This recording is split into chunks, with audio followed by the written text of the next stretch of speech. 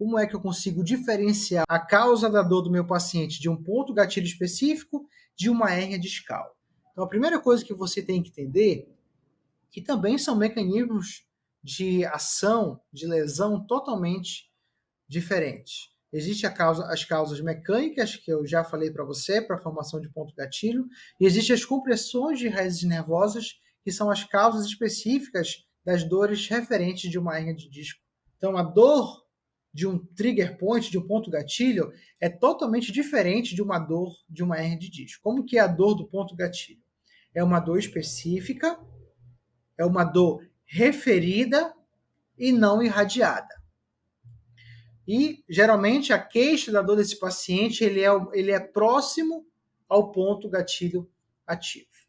E qual é a característica da dor de um paciente com uma hérnia de disco? Já é uma dor de característica irradiada, longe do local da causa da dor, diferente do ponto gatilho, que a causa é muito mais próxima.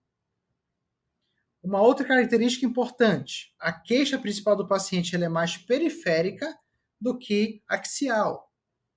No paciente com uma hérnia de disco lombar, por exemplo, a queixa do paciente é muito mais na perna do que, de fato, na coluna. Além disso, tem alteração de força, alteração de sensibilidade e os testes neurodinâmicos são positivos, principalmente LASEG e SLAMP. LASEG é um teste neurodinâmico muito sensível, então você faz no início da sua avaliação, e o teste de SLAMP é um teste altamente específico, que você faz ao final da sua avaliação. Já no ponto gatilho, pode ser que o teste de LASEG ele seja positivo. Olha que interessante. Pode ser que ele seja positivo, por exemplo, numa síndrome do piriforme, uma causa de ponto gatilho ali no piriforme, o LASEG ele é positivo. Mas o SLAMP ele é negativo.